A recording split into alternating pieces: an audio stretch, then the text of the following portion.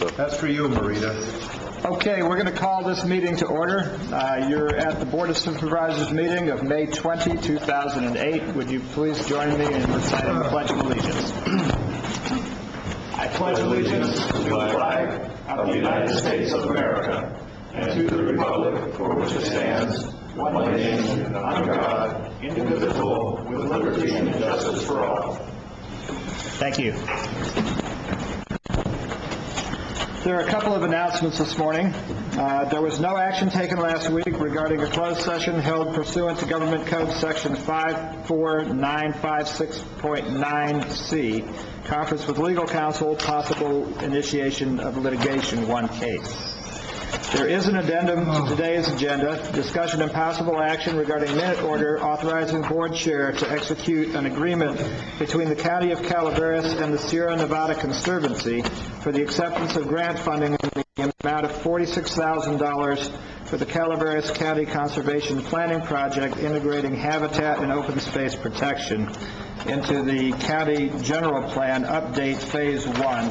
That comes from Supervisor Walensky, and board action would be required to accept the money. So, we now move to the consent agenda. This is for items that are expected to be routine and non-controversial. They'll be acted upon by the board at one time without discussion, and anyone in this room can take an item off if they wish to discuss it. Is there any board member who wishes to remove an item? Item 1, I was absent that day. Okay, item 1 will be removed. Any staff or member of the public? Yes. Item 3 is removed from the consent agenda. Is there any other item? Could I hear a motion on the balance, please? So moved. Is there a second? Second. There's a motion and a second. All in favor? Aye. Opposed? Passes on 5-0. And we now move to item 1. This is the minutes. So moved. Is there a second? Second. Motion and a second. Those in favor? Aye. Aye. Opposed? And abstentions? 1. Passes on a 4-0-1. We now move to item 3. This is a minute order authorizing chair to sign an annual work plan and financial plan agreement between the USDA, APHIS Wildlife Services, and the County of Calaveras. Yes. Good morning, Mary Mutz, Agricultural Commissioner. I would like to pull this item for a few weeks in light of the current budget reductions. I'd like to study the contract and the agreement a bit further and the amount of the expenditure and bring it back possibly in 2 weeks. I'd move for a 2-week continuance, Mr. Chair. Second. There's a motion and a second to continue for 2 weeks. On the question. Sorry, is there a comment? I'm not opposed to the motion, but just for clarification, Mary, on the cover sheet here, the last sentence, could you explain a little bit about the revenue offset? I'm not sure what's meant by the reimbursement, maybe approximately 30 to 34 cents on the dollar, on whose dollars, what? Those dollars are from the unclaimed gas tax that sits within the state of California. The Department of Agriculture is entitled to a reimbursement from the unclaimed gas tax that is deposited into that account. And for the money that the Ag Department spends on mandated programs, we get 30 to 34 cents back on the dollar for doing those programs. Okay, so in prior years, what has been the amount of money that you've recouped under that program? Since my career, that amount has been going down every year. Mm-hmm. Last year, again, it was at about 34 cents on the dollar. I believe when I started working here 16 years ago, it may have been as high as 70 cents on the dollar. Well, I'm still not getting the answer to my question. That results in like $10,000 coming back to the department, or 5, or? It's more than that. Oh, perhaps 24,000. Okay. Back to the department. Okay. Mm-hmm. Thank you. Very little general fund money usually goes into this because of Profitability gas tax. I guess gas and diesel. We call it unclaimed gas tax, so I believe it is only gasoline. Only gasoline. Okay, so Okay. answer the question. Oh, we need that service. Don't mess it up. Okay. Okay, we have a motion and a second, and Russ has called the question. Those in favor? Aye. Opposed? Passes on 5-0. We'll delay for 2 weeks. See you back. While you're there, may I just ask you a quick question? We had the freeze and it affected a lot of the grape crops, et cetera. I stopped by and you were gone the week I stopped by. Are we able to do anything under the Farm Service Agency to see if there's any help for those that had catastrophic frost damage? Certainly. I did submit the paperwork to Office of Emergency Services and copies to Jeff Torres, and I believe I gave copies to the board as well. Usually, what is available to the growers is low-interest loans if you could not get funding elsewhere. But what I am hearing from the growers is that this disaster declaration can help them with their taxes, showing that there has been a disaster and therefore a loss. Okay. Next question. The same thing for cattle. This is a very short feed year for cattle. The feed started late and then ended way early. Are you looking at that? Because there's significant tax consequences if, in fact, we're a federally declared disaster area, as far as even if there is not direct remuneration, there are significant tax advantages to such a declaration. Once again, I did submit the paperwork to both OES, and it's looking like possibly 80 to 85% losses in the forage. Okay. Okay. Thank you for asking. On top of it, because your staff said you were, but you weren't in at the time. I hope you had a good week at your conference. I was at conference. Thank you. Okay, thanks, Mary. Okay, we now move to agenda item number 7, public comment. We're asking people to try to limit their comments to 5 minutes per person and 15 minutes per topic. Sheriff Downer. I forgot to ask about apples. We're equally. You're 100%. Dennis Downham, Sheriff. I just wanted to come here today and kind of give you a very brief overview of the incident we had at the fair Friday night. At 5 minutes after 6, one of the carnival rides collapsed, ultimately injuring 23 people.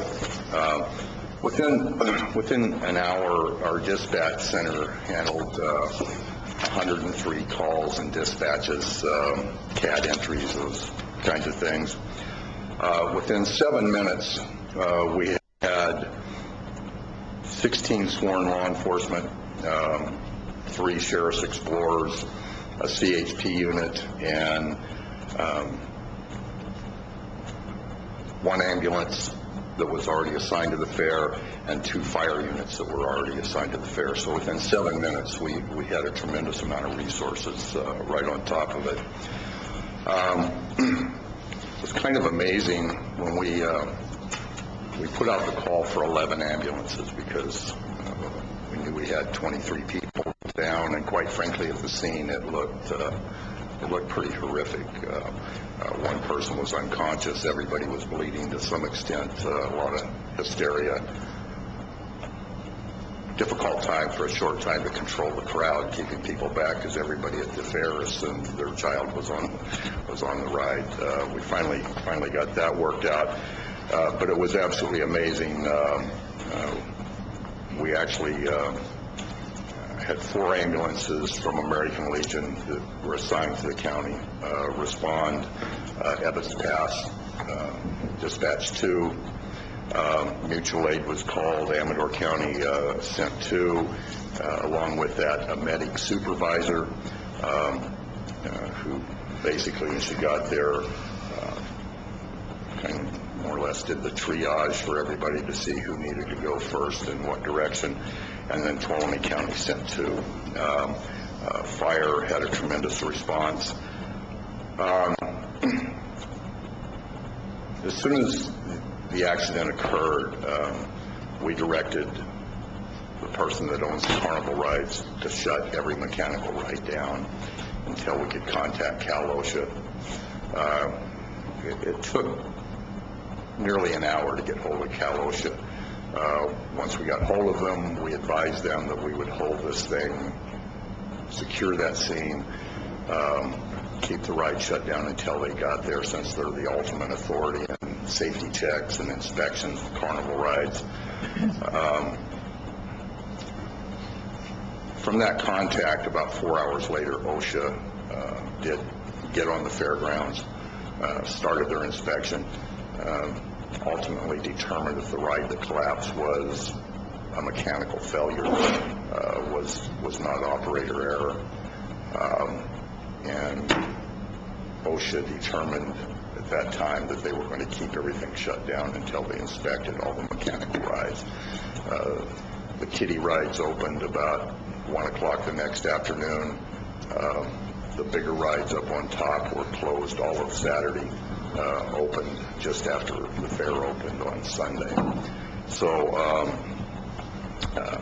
the Sheriff's Department assigned 2 detectives to conduct a parallel investigation with OSHA. That's been completed, or at least part of it has been completed. As of yesterday, we were advised that everybody involved in that, all the victims, had been released from the hospital at this point. It looks like everybody's going to be fine.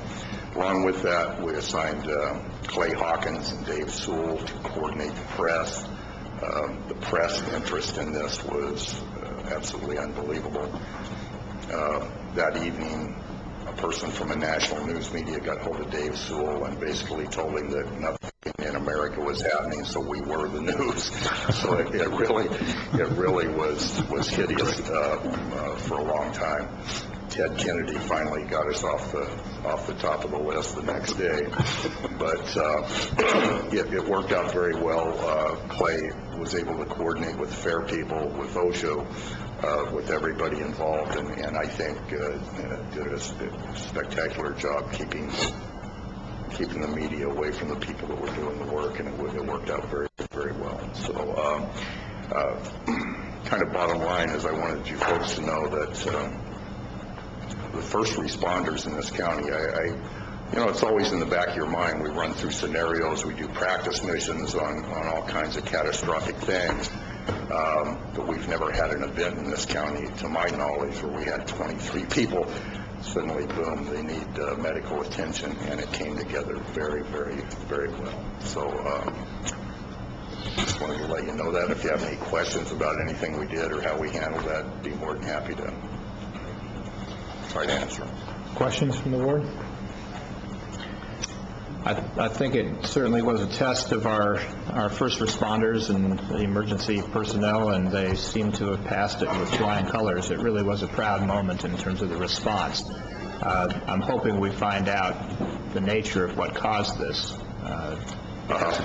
Certainly is. The guy that owns the carnival rides is going through tremendous scrutiny. The last contact we had with OSHA, they made it very clear to us that it was a good thing that we had shut the rides down, because they found a considerable amount of things that needed to be corrected. But that kind of brought up another question, because some of the rides they were finding violations on had stickers where OSHA had inspected them 14 days before. So I don't know, this may motivate a whole lot of stuff over the state. And we understand that OSHA now is getting citing authority where they've never had that before, at least concerning the fair stuff. So that may help in the future. But anyway. Well, I think you did a good job. Thank God they're all released, and they'll all be all right. Actually, it was amazing. In an hour and 7 minutes, we had every victim in some form of transportation heading for medical care. It was phenomenal, which kind of scares you, because on a normal Friday night fair, trying to get anything onto the fairgrounds is just almost undoable. And I guess God was smiling because the Code 3 response came straight in, no traffic problems at all. Marita has a question on a Separate topic. subject. Sure. What is Calaveras' position or going to be position on the 211 system? Many counties in Calaveras, California are doing that. We have it before our CSAC, California State Association of Counties board meeting this week. So Calaveras isn't planning for CSAC to do anything. Marita, we're looking at it. We're trying to figure out whether our equipment will deal with it, but certainly, I mean, we look at all those resources. Sometimes we're limited by equipment or personnel, but certainly, if we can make it work, we will. So it's not, I mean, if you don't think it's something that fits our needs, it's okay too.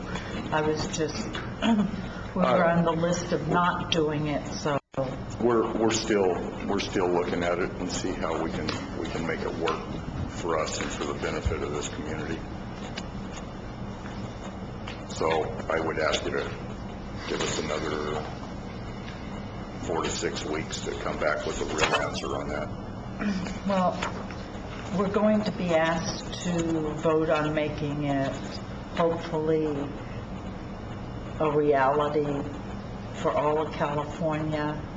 So I was just looking to see how I should vote on this issue. When do you vote? Well, I go today, we vote Thursday. Did you want me to call you Thursday before our meeting? Yeah, but call my cell phone because I'll be in Sacramento. Oh, okay, me too. Okay. Just for clarification, Marie, why don't you explain what the 211 system is? 211 system is separate from a 911, which is emergencies. So it's like when we have fires or like what happened at the fairground and people want to know the status, where to get help, what to do, how to get social services, how to access everything, what's the status of a fire, what's the status of what happened at the fairground, how do I know if my kid was or wasn't there. A whole range of emergency services, More information. non-911 type of services, correct? It's really an attempt to keep people from calling 911 and provide an informational line. And it's, in a lot of respect, we're kind of maxed out on our line availability, and that's one of the things we're looking at to see how we can make that work. Well, I know we've set up call lines for fires and floods and their snowstorms, but they really get maxed out. 6 phone calls into them. It does get No, maxed that's out. fine. Okay. Thank you. All right. Thanks. Are there any other comments from the public today? Good morning, Tim McSorley, Council of Governments. Just a brief reminder, if I may, that the council will be holding a special meeting this Thursday, the 22nd at 6:30, to consider a resolution partnering with Amador and Tuolumne County to pool our congestion mitigation and air quality funds to be able to look at larger projects on a more regional basis. I understand perhaps Supervisor Callaway, you're not going to be there? That's correct. And you have arranged for an alternate, perhaps? No, try on. He's a regular. I'll vote for Marita, too. No way. Somebody please has to represent me at the COG meeting Thursday. And whomever that may be, if there are any questions beforehand, I would be more than happy to provide assistance and advise Oh, that Steve, I got person. another one for you. And with that, thank you very much. Thank you, Tim. Thanks. I have Julie Justice also. I don't. Is that okay on? Morning, I'm Jerry Brock, and I'm here to talk about R1 zoning and Poker Plat. I'd like for each one of you to have one of these folders.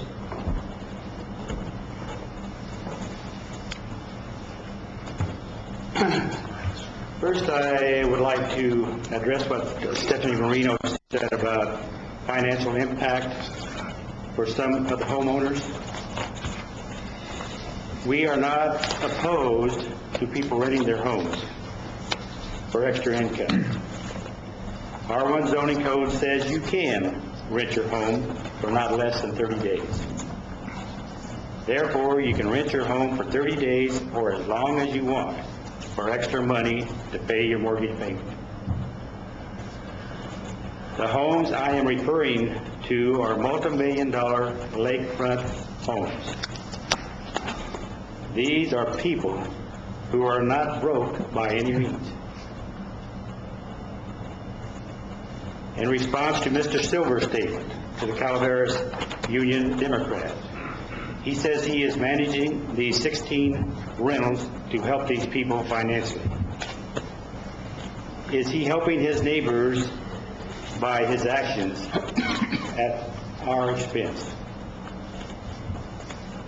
He is abusing his neighbors' rights with all the excess traffic, excess parking, excess noise, foul language, late-hour parties, plus he is breaking the R1 zone codes and law.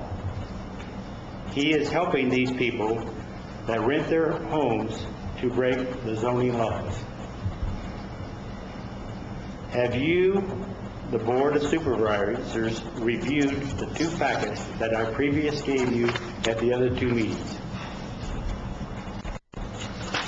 This is a question to you. I have. Have you? Yes.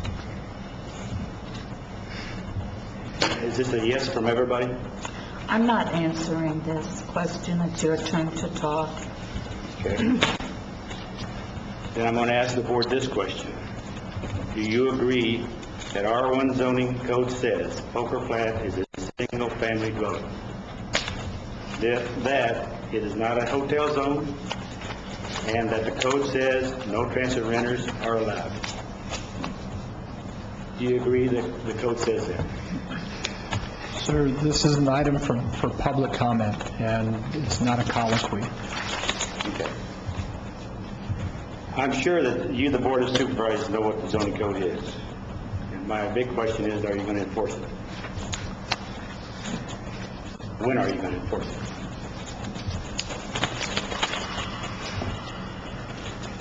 Now, I've said this before, and I'm going to say it again. Stephanie's not here, but to you, the Board of Supervisors. You do not realize our problem, and until you live next door to it, you will not realize the problems that we have to put up with from these renters. And I'm telling you the truth there. And on that point right there, I would like to invite you, the board members, and Stephanie, to come down to the lake and spend 2 hours Saturday and 2 hours Sunday to just see what happens down there. So you can see, really see where I'm coming from. Mr. Silver states on his website that he collects hotel tax from each rental. If he collects the hotel tax, is he breaking the law? Poker Flat is not a hotel zone. Is he paying the county the hotel tax he is collecting from these renters? If he is, the county is accepting illegal money. Poker Flat is not a hotel zone. It is zoned R1, single-family dwelling. We, the homeowners, do not need to compromise on zoning codes. We need enforcement of the codes that exist now. When we purchased our property, that was the code. That was the law. It is today, same law.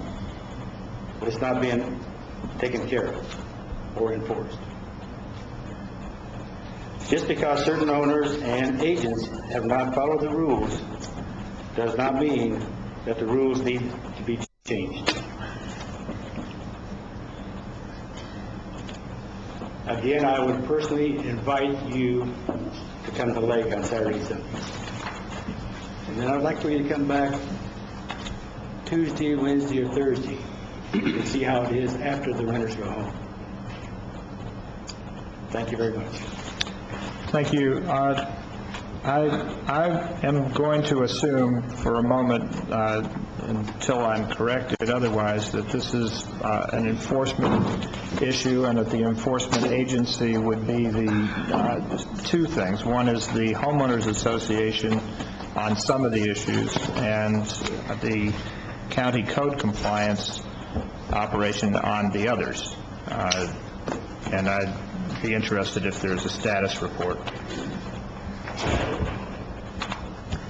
This will be scheduled for the June 10th meeting of the Board of Supervisors for discussion on how they'd like to proceed.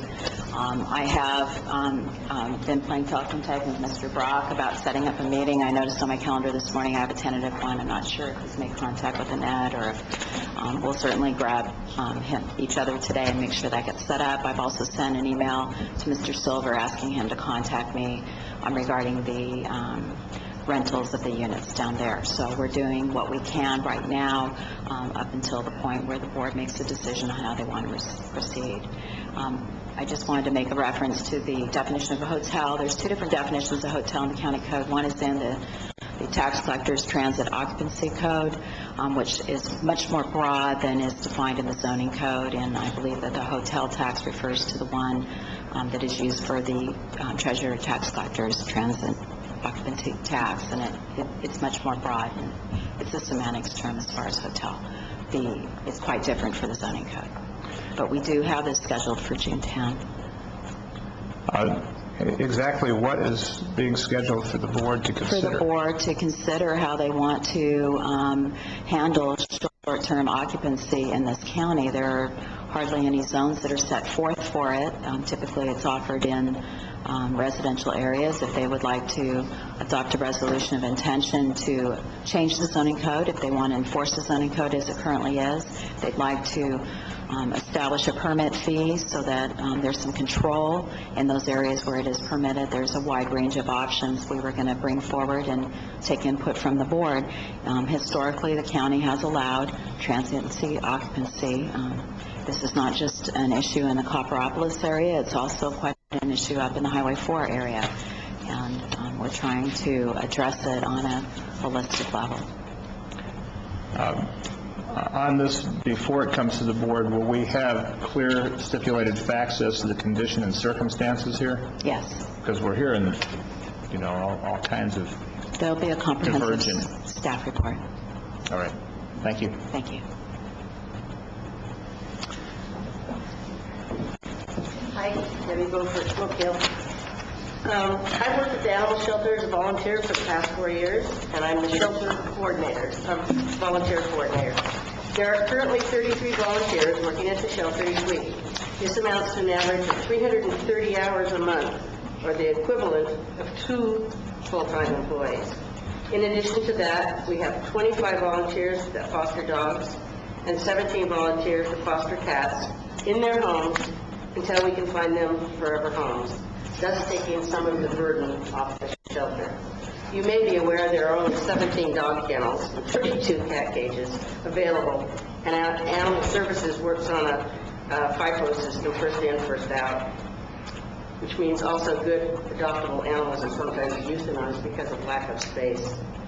You also should know that the shelter is a relic of, I think, the 60s.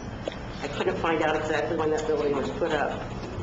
I called the assessor's office and they couldn't even find out.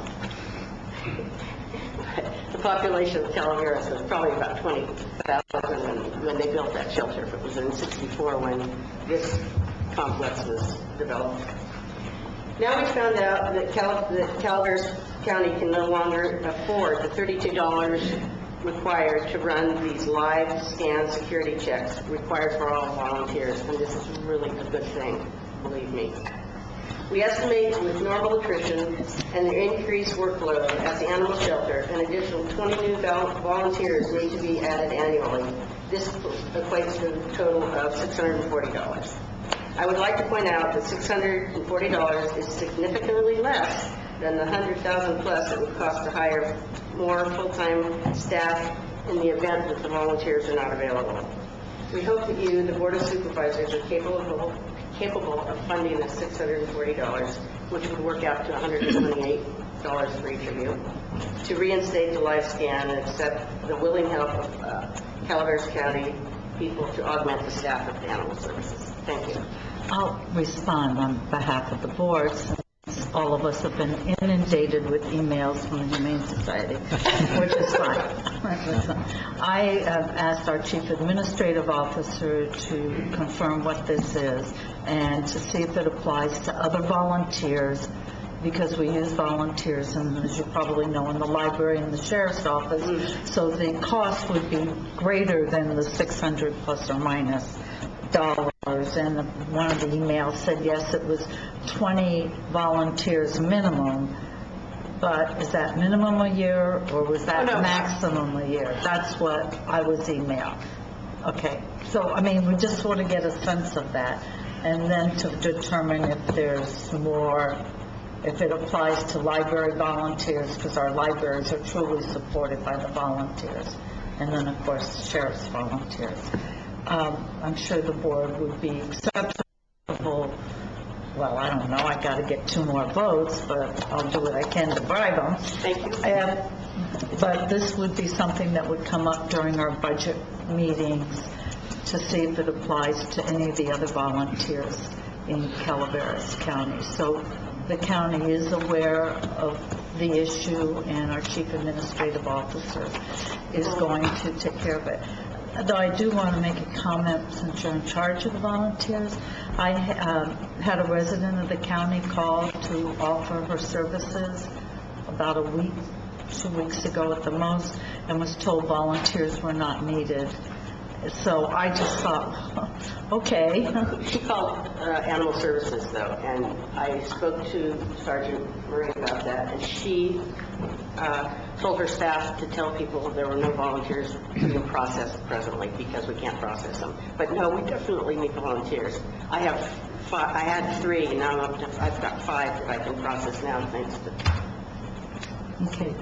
But no, we're all old retired folk, and sometimes we go on holiday, and we always need lots of volunteers.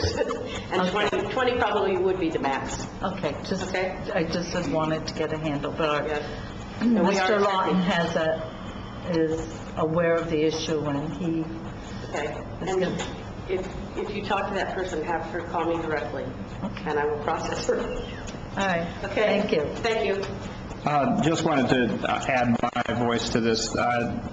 Clearly, we are dependent as a county on volunteers for this and many other services that we could not provide otherwise. And so to suddenly find ourselves in a position to actually be offering a financial disincentive to volunteer makes no public policy sense.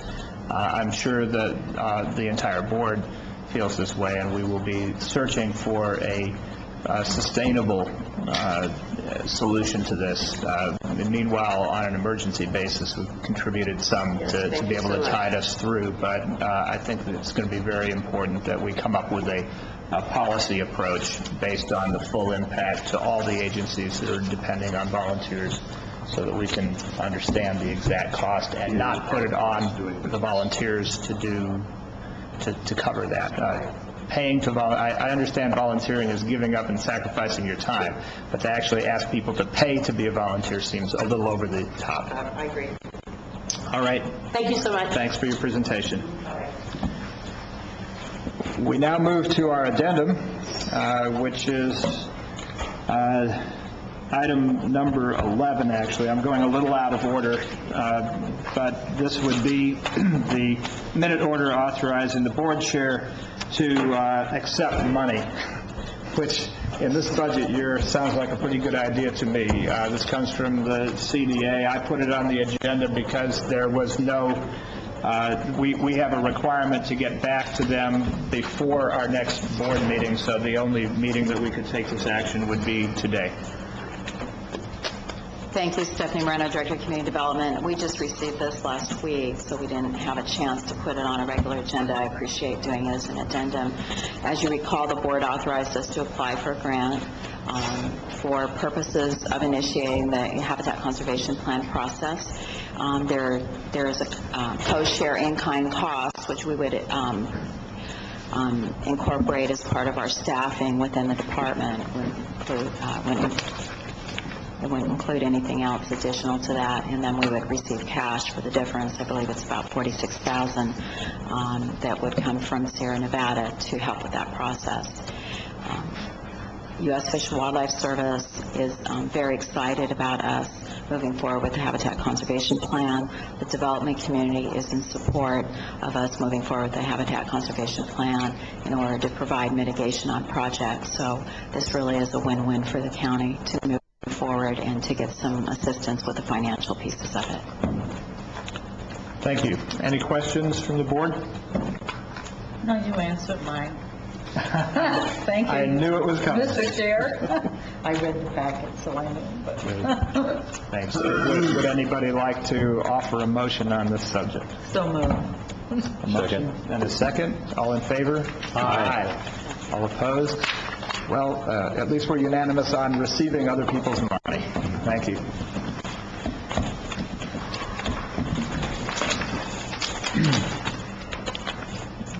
This brings us to item number 8, the review of correspondence, reports, and various matters of concern. I'd like to... Oh, no, number 8, the public hearing. Are we on the same agenda? Next Monday, number 8. Number 8. Number 8? Okay, I've got... Number 8. I apologize. Number 8, I was operating off of a different agenda for the same date. I wonder how that occurred. That was a year ago. You've always had your own agenda. Anyway, this is the continued public hearing and possible board action regarding the adoption of a resolution establishing new planning fees for the administrative use permits and general plan amendments. I think I'll excuse myself now. All right. Thanks, Tom.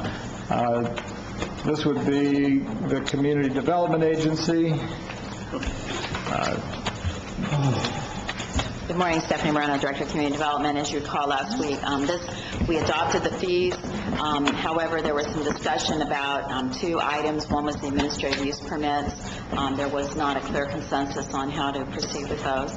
And the talk was of lowering the fees for certain kinds of events.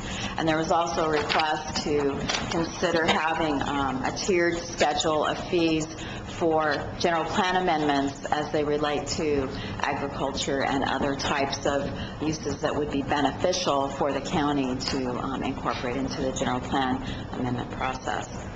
Relative to the administrative use permit fees, I think that was just a matter of you coming to terms with how you want to proceed. We did want to add a little bit into the record that administrative use permits are not just for special events. That's why it is necessary to have a tiered fee for that. The ones that have been presented have $250, I believe, for historical events, and $15.28 for other. We used administrative use permits for cell phone towers. We used them for shared maintenance agreements. I believe the only one that has been brought forth previously was on Aurora Road, which is kind of stopped right now. We also are planning on using them for ABC licenses in overpopulated census areas. So you wouldn't necessarily want to reduce the fees in those cases because there are issues that need to be worked out, and county staff time that is needed to be involved in those reviews. I would continue recommending that you do have a different standard for historical local events. CDA believes they should be local-based community events, not outside agencies coming in and putting something on locally unless for some reason that there was money coming back to a local community nonprofit. I think the discussion last week was instead of $250, there was some thought that you might want to lower it to $100. The list said historic community events $250.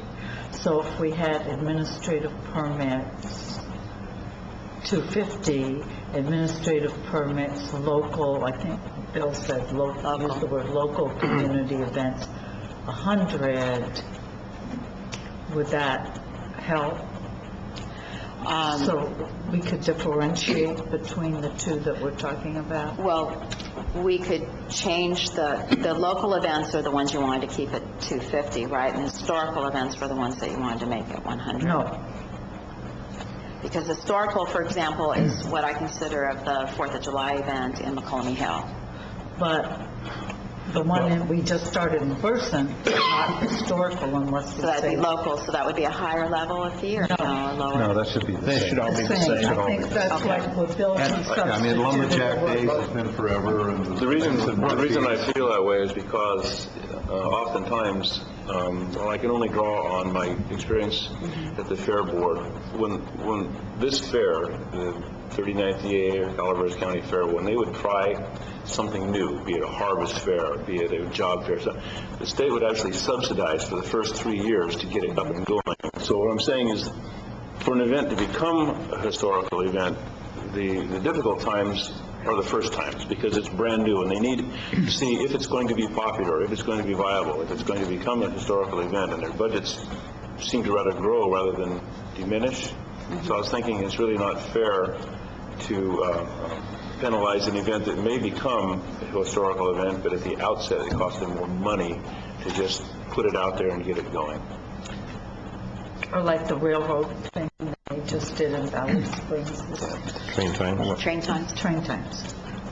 I wonder, we had some discussion in the last round on not just historical events, but nonprofit startups. Right. And I'm wondering whether there's any sentiment on the board for having something that would be a graduated startup on the one hand, so that people would escalate just year to year, maybe up to 100 for those. And then I have another question, which is that at the moment, we seem to have a 3-year period that people pay that, and then the fee is waived thereafter. Are you proposing that change?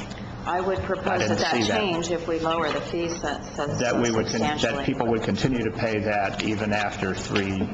Well, the board they can do an in perpetuity permit, such as a conditional use permit, runs, or it could be that you do it for 5 years at a time. It's however you want to do it. We would I guess- encourage that it be codified, though, so that everybody has the same rules. From my point of view, the purpose of these is to review the impacts, make sure that everything is covered well, and that 3 years is good enough to know whether the thing is in good standing with the community that it's operating in. I don't want to see us bogged down in infinite permitting. I'd actually like to reduce that, and this might even add paperwork to the county. What I would suggest is that we continue our 3-year arrangement for these things, and then only require renewal if there's a substantial change in the scope or volume of activity for the event.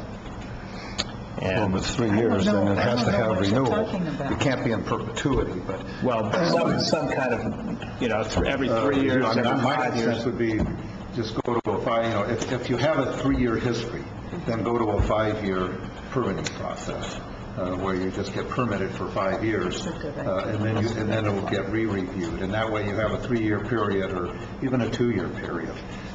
Most of the times after 2 events, if it's an annual event, you know how to direct traffic, where parking has to be, where things have to be. So once you get that worked out, then I think you can just go to a 5-year permitting process.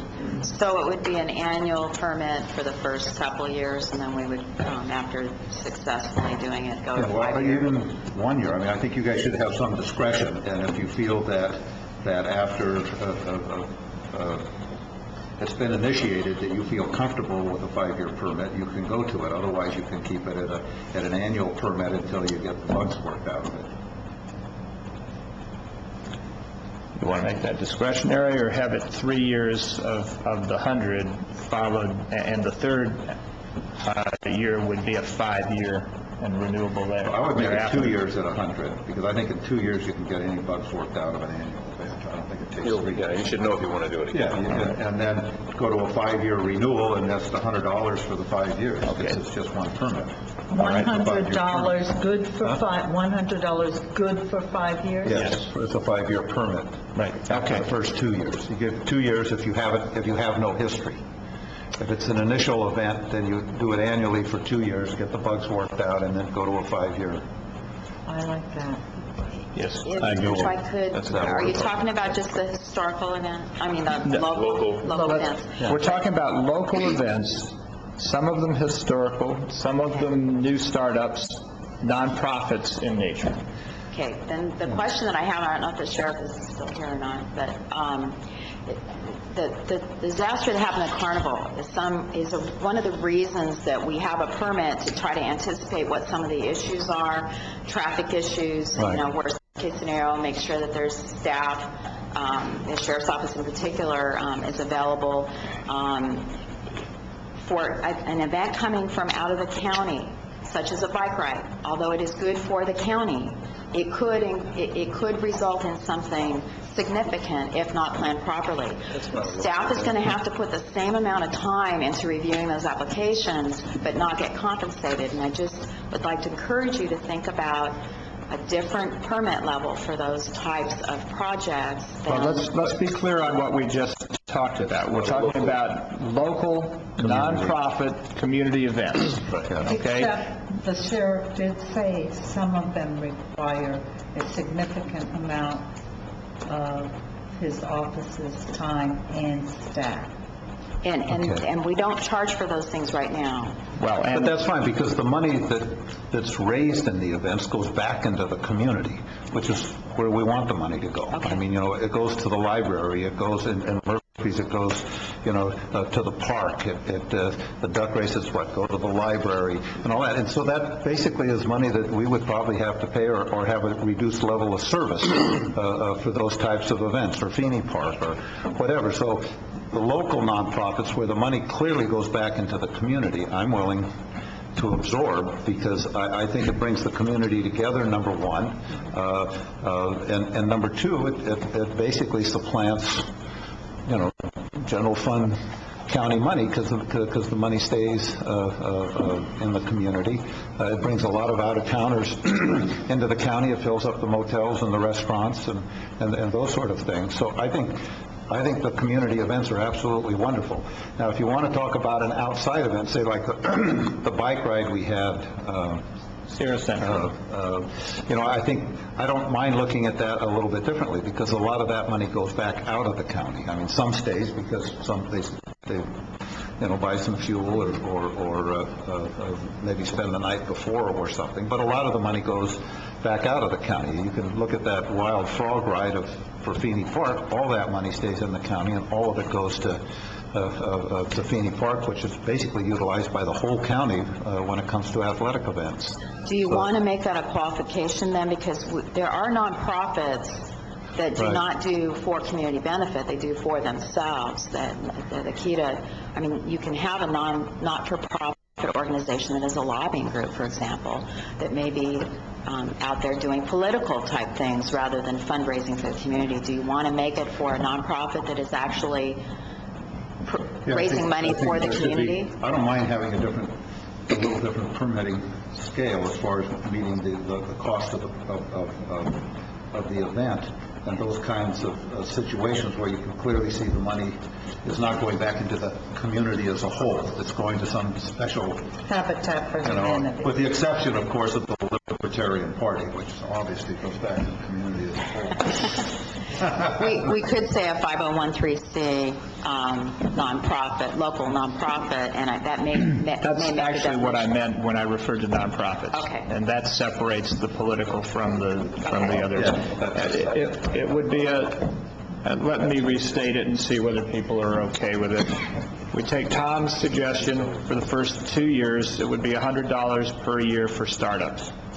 These would be both historical and nonprofit 501c3 events from local community Well, if you have organizations. historical, you can go immediately to the 5 years, because we've been doing administrative use permits or whatever. That's right. All along. So we'll- Well, It's not actually- starting from scratch there. There are a number that have never gotten permits that have been historical. So we Well, would- then we should do it would for 1 want to year, grant make it. sure it's working right. Okay, do it for 1 year. And then Okay. go to a 5-year. All right. So Why would so they have to be a 501c3? You could have, it was to separate the political. But There the are train some, thing- I have the Valley Springs Powwow, for instance, is going to be doing its 35th. That's a historic, that's a local. Well, it is, but it's not a 501c. It is on private property. Well, but I'm trying to separate two things. We have historic things that may or may not be a 501c3. Those are in based on the language that's before us. But let me try to get this clear. We have language before us that started this whole process that talked about historic events, and it proposed 250. We are suggesting that we move it to 100. That is nonprofit and historic events that are like the powwow, like Historic like community various others. events is Historic how we community use it. events. There's a second category through this discussion that we've added, which is nonprofit 501c3 startups. And we're talking about a 2-year at 100, followed by a 5-year permit that would be gotten in the 3rd year and last for 5 more, renewable at that point. All the numbers are 100. These must be local. These must be local, 501c3. No, they don't have to be I don't know 501c. whether legally we can differentiate between out-of-town and local. We've got many things that are historical events that are not 501c. Because we're absorbing additional costs. So if they're if they come from out of county, then I think they need to pay the cost of the full cost of the event, and we shouldn't be absorbing it if the money doesn't, if the vast majority of the money doesn't stay in the community. I mean, I guess that's my criteria. Where's the money go? All right, well, If I could clarify what you said, Supervisor Linsky, it's the same $100 for both the historic community events and the 501c3s, right? that's correct, Okay. but the historic events could start with their 5 years. Could start with 5 years, right? If they've been permitted or have gone through their grandfathering process. Now, do we have any other issues relating to this particular fee? Because we do have other things to talk about. But and I would like that the department has discretion, that it does not have to come back before the board. I mean, if a group, XYZ group, doesn't like what the department says, they can call their supervisor and horse trade. But to come back to the board for $100 is not.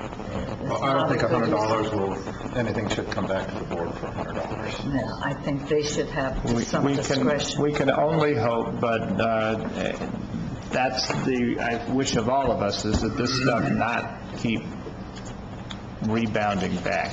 If you talked last time about giving me discretion to waive fees, instead of couching in those terms, if you could give me, or my designate, the discretion to determine what tier they fall into.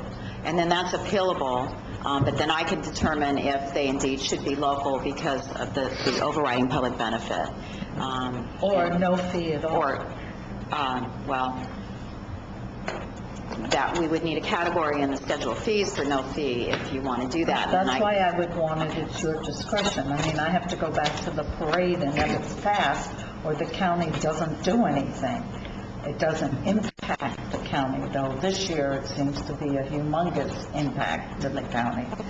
And after 28 years, I would like the department to have had some discretion on this. We've already spent $1,500 talking about it. Do we want to have some size that is beneath this and would not require? A lot of the nonprofit startups start up with something like 50 people showing up, or When you- 100. The current guideline is 1,000 to kick into a conditional use All permit, right. and I would suggest that we talk about that as well, because we need to change the code so that these historical events, no matter how many people are attending, still qualify for this lower level, instead of just looking away. The powwow's a good example. There's a lot more than 1,000 people that are attending that function, so we might want to say up to 5,000 for the historical local community events, and then after that, we really should, with that amount of people coming into the county, have a higher fee. They have to be making enough if they have that many people coming into the county to cover some costs of organizing an event.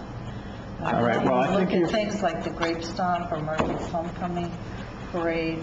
There are times that I am sure there are more than 5,000 people floating the streets of Murphy's and at Murphy's Park. Well, And- Marita, let's just assume they're not. Before we get in trouble.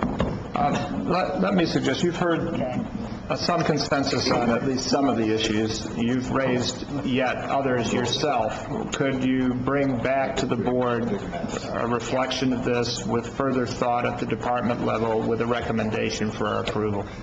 I'll write something up and re-agendize it. I think That would be my suggestion, given... the earliest that I could have it here, I believe, is June 10th is the next one that we're working on. That would be fine. Now, on other issues, anybody else have anything else to talk about on this? General plan amendments. Right, this is the general... Introduce it, or? Yes, it would need to come back. We're not doing it as an ordinance. We're not doing it as an ordinance, so it doesn't need to be introduced. We're just adopting the fees as resolution. A resolution. So we've already adopted the schedule of fees. We'll come back without having anything for administrative use permit, which means it stays at the current levels, and then we'll come back in on June 10th with a revision to the schedule of fees for the administrative use permit fees.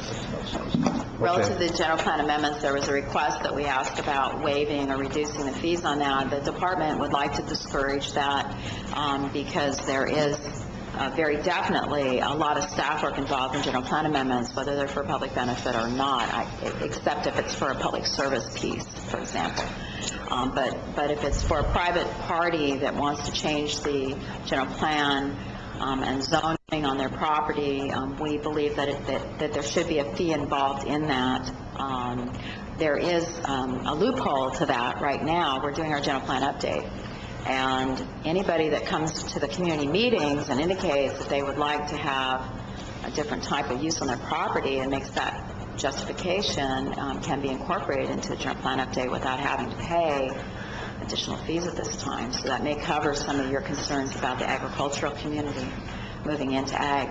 One of the reasons we're a little concerned about ag is that there are such a wide variety of uses allowed, permitted uses allowed on ag land that really may not have anything to do with agriculture. For example, residential care facility could be put onto an ag parcel. So you could have people theoretically choosing ag zoning with no intention of going into agriculture, and if we waive the fee for that purpose, we've really defeated the whole purpose of having reduction in fee.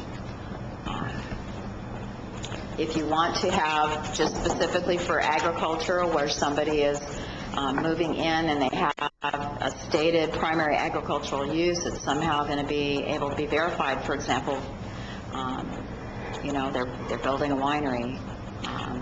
Well, That might be a way to go. if I might, I was the one who raised this question, and my main concern was that a good portion of my district is zoned unclassified, and that, in fact, most of it is adjacent land to that is agricultural. In fact, some of it already has lots of agriculture going on it. If the general plan is going to reclassify all that to appropriate zoning, then that takes a load off my mind. But I still think that there may be residual other zonings that would best be transferred over into ag or other uses that I would serve a public purpose, or at least a known policy that the board has already established. And I wonder whether we want to charge the same fees for achieving a public goal, public policy goal. That was the question I raised in relation to this. And I'd be curious what other supervisors think in light of the comments. Stephanie's right, because we've already said there will be no more unclassified lands. And that's been an ongoing issue, and it'll become an issue again, because there'll be people who say, just leave me alone, I don't want you to do anything. Well, I mean, I have constituents who said that and now wish they had done something.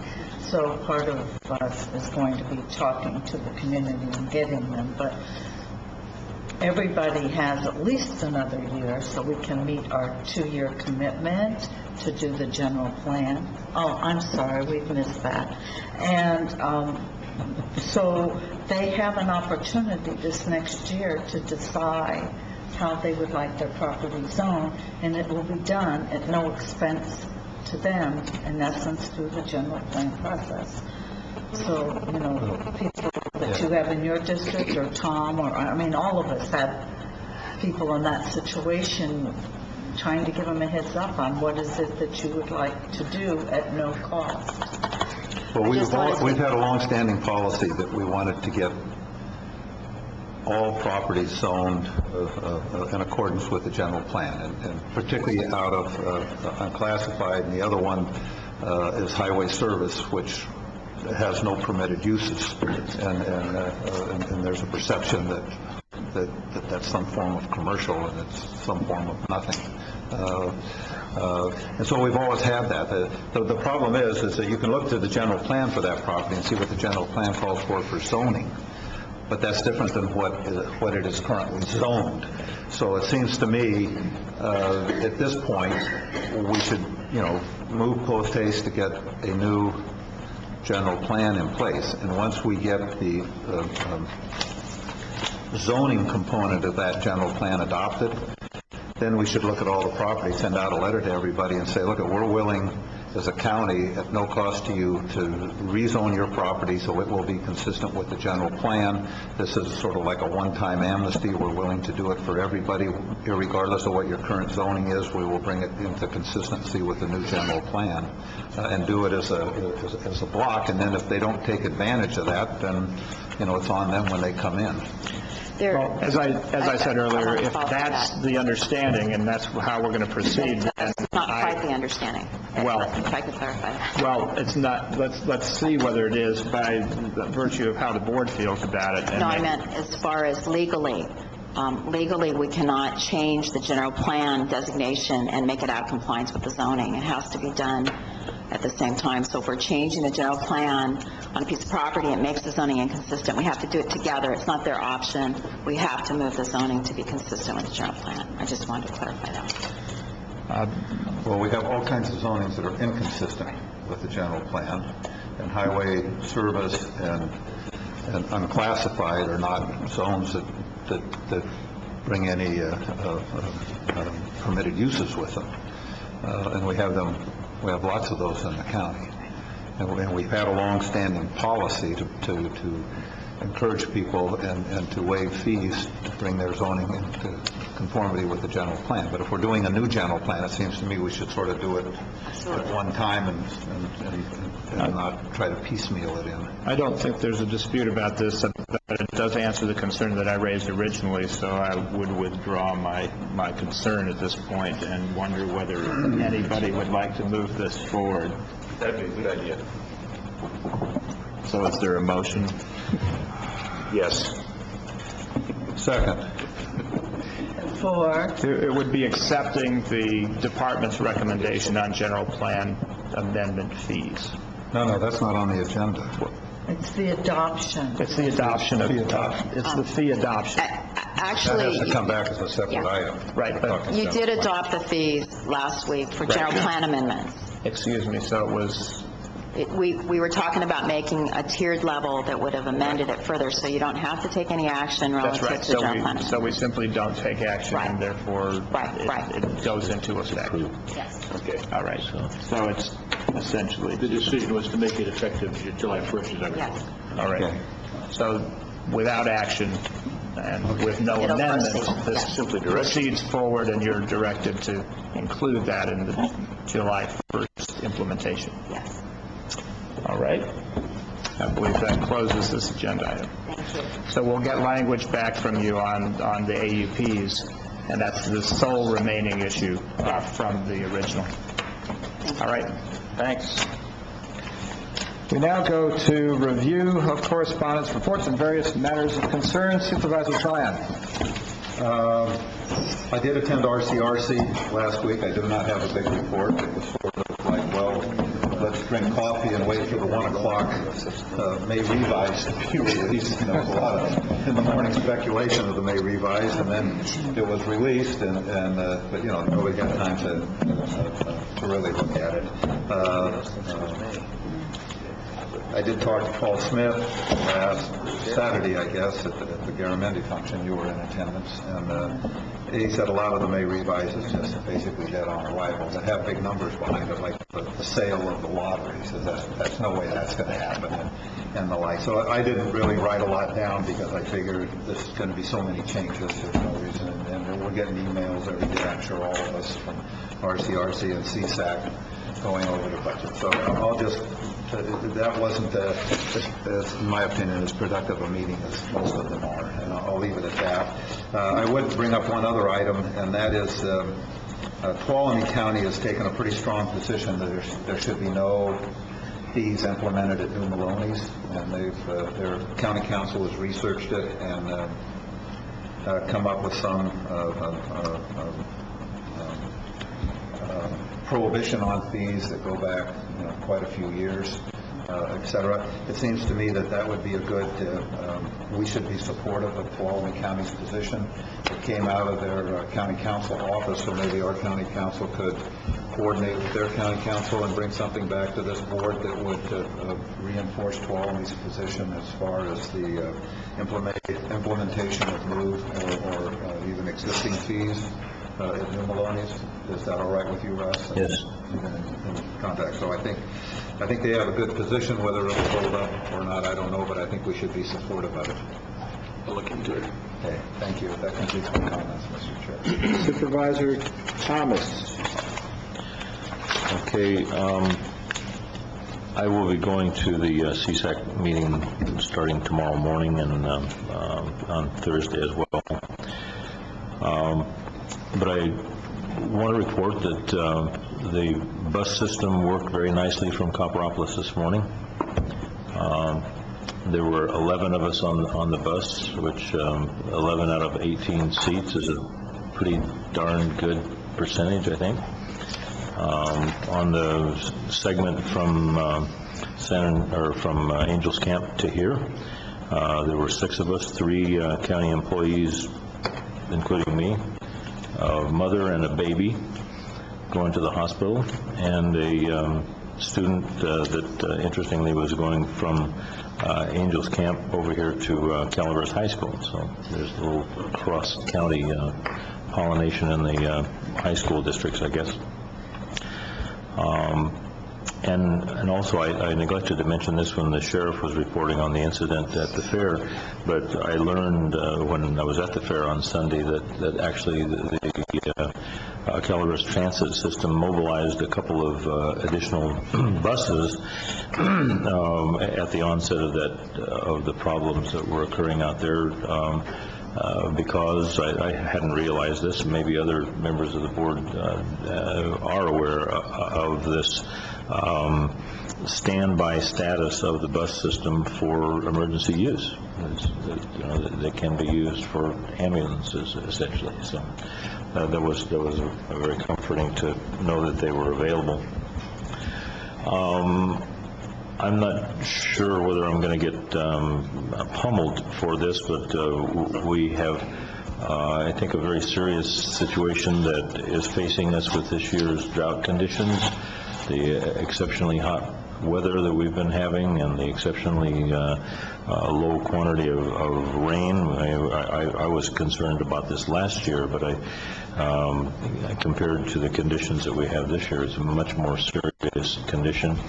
I'm just going to jump out here and say that I am very much advocating for an immediate consideration of an emergency ordinance to prohibit the sale and the use of fireworks in this county this year. I think to do otherwise is bordering on irresponsible.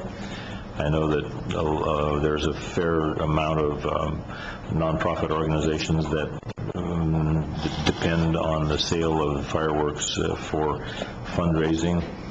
My comment about that is that that's, whatever unfortunate circumstance that a prohibition this particular year might cause them, their inability to raise funds would be very pale in comparison to the catastrophic loss of a lot of acreage if we get something that's going out of control because of some fireworks. So I don't know. I would like to request that County Council bring back post haste an urgency or emergency ordinance to prohibit the sale of fireworks this year. Any meetings and dates to report? Oh, that too? No, only that Supervisor Callaway was gracious enough to attend the LAFCO meeting for me in my absence last night. I had to go to a fairly controversial meeting last night down in Valley Springs about the Safe Routes to School grant that we've just recently obtained to provide for some crosswalks and sidewalks and stuff near Jenny Lynn School. So thank you very much, Maria, for doing that. Supervisor Callaway. I'll also be in Sacramento. I have a board meeting for the California State Association of Counties, and we meet on Thursday. I have a function. I have to be at Arnold Thursday night at 6:30. So I need someone to cover juvenile justice for me. And Steve, I thought maybe you could, since That's on Thursday? Thursday, usually same time, 5 o'clock, same location. I pulled the agenda for you, but I left it at home. I'm actually in Sonora for both days with the Sierra Business Council's small diameter wood. Okay, and I have the Council of Governments, so and that's at 6:30, so... On Thursday? That's on Thursday, too. I could get back by 6:30 for that. Okay. Or if anybody else wants to. I've got a community I'm plan. the fifth backup on this. Bill, which one do you want? Juvenile justice or... Okay, whoever can keep Tryon in line, I'll take. Anybody in the audience want to try that? If you could take Council of Governments in at 6:30. And that's in this room? That's in here. It shouldn't be a long meeting, it's one item. Okay. And juvenile justice. Well, would you be able to take juvenile justice for me? That's at 5 o'clock.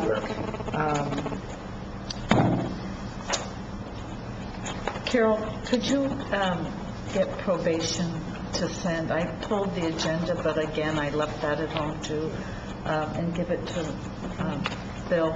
For me, I'd appreciate that. And Russ did the national anthem at Destruction Derby. It was great. Both his national anthem, which got lots of claps and hoots and hollers, and the Destruction Derby. That was fun. It was a bittersweet time at the fair this year. Yes. And that's, I have one other item.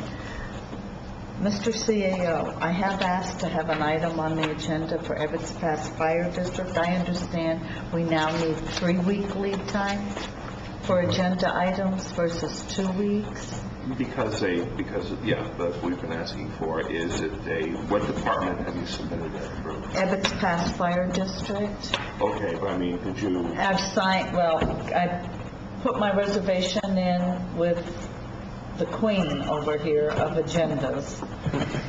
And the reason is, if we do it the 10th, Ebbets Pass, and there's questions or follow-up, Ebbets Pass Fire District is meeting on the 11th with EMS. And if we do it the 10th, there isn't anything else we could request. So I asked for a 2-week. Okay, thank you. Well, why don't you wait till late into the 3rd, and we'll do it as an emergency addendum. take effect I immediately. wouldn't let them do an addendum.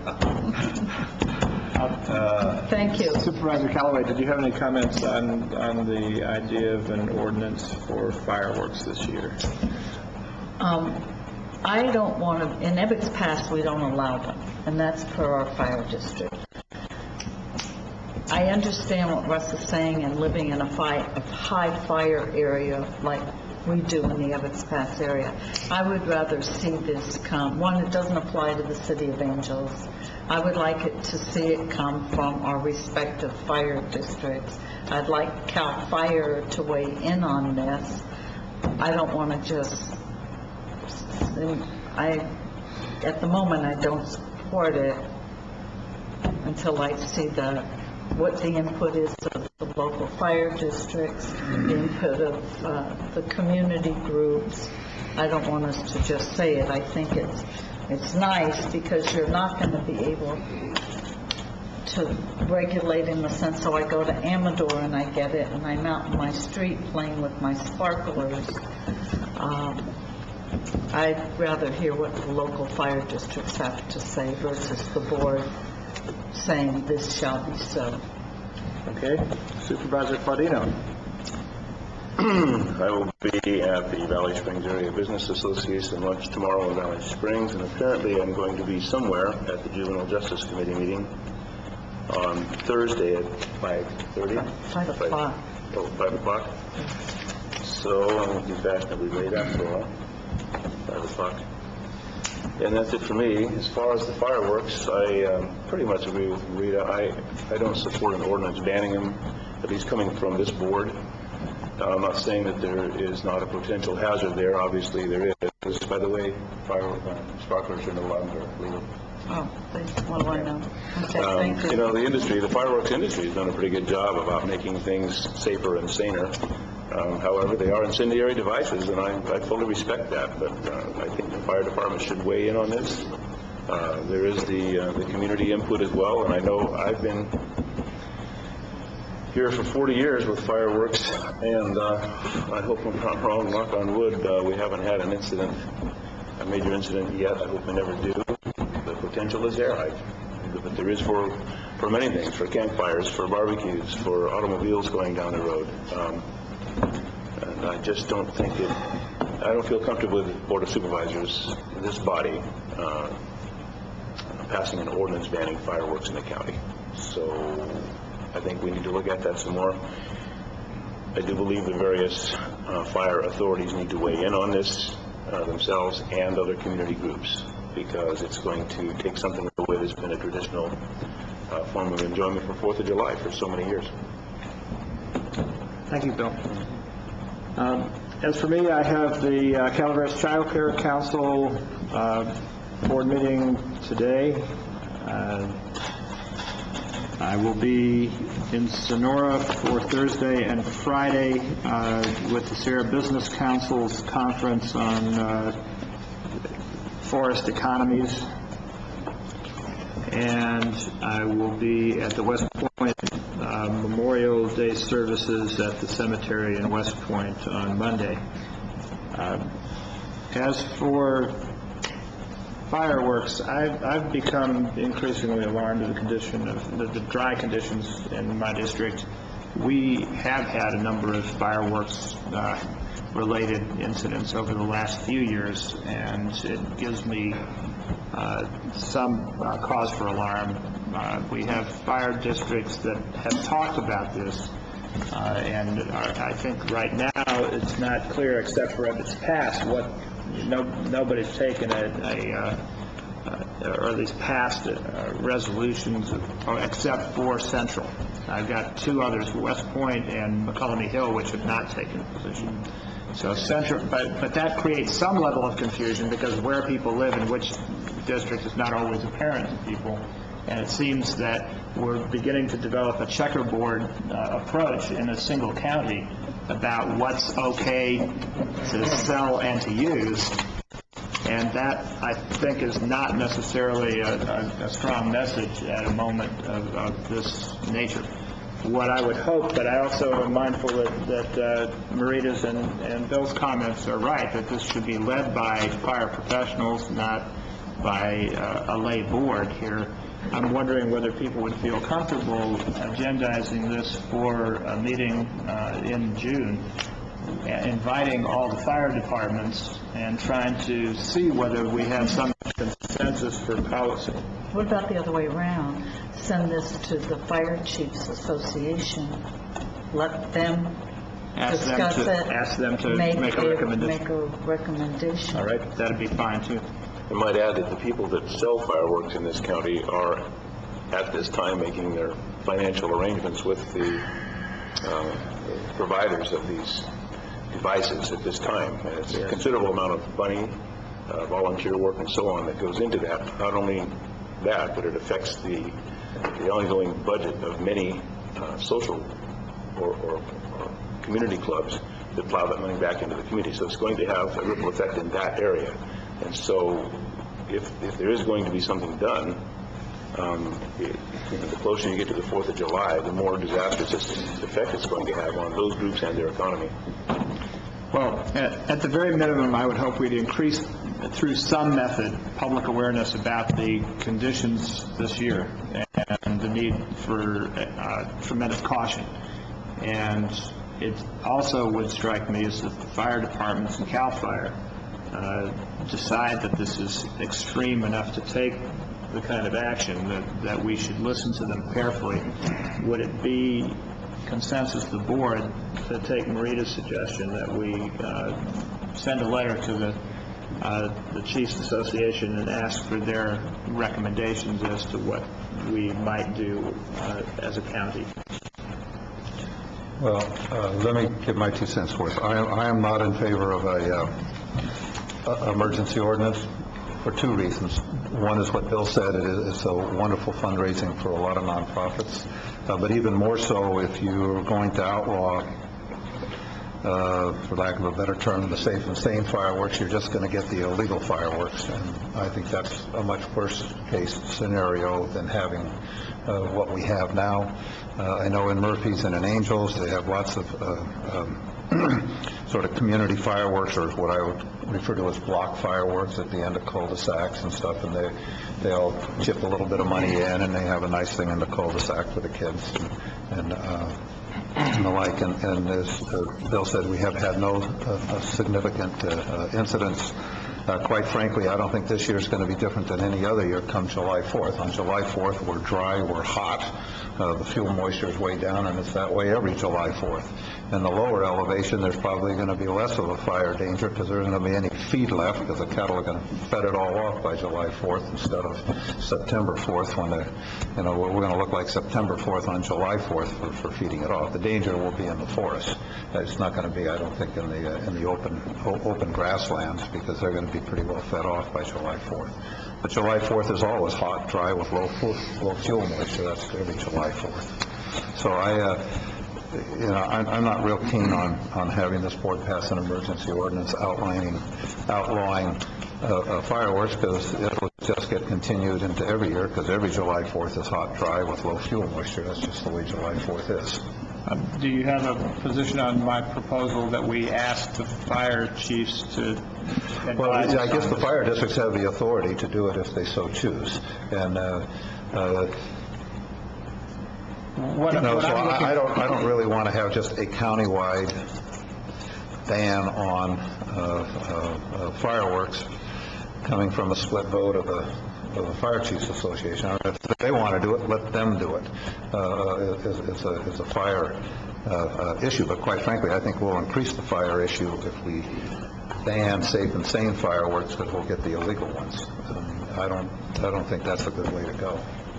I'd rather have it above board with responsible parents and having it visible where you can see it and control it rather than having it all hidden because they'll just go to other counties and buy this stuff and then they'll get illegal stuff. Or Angels Camp.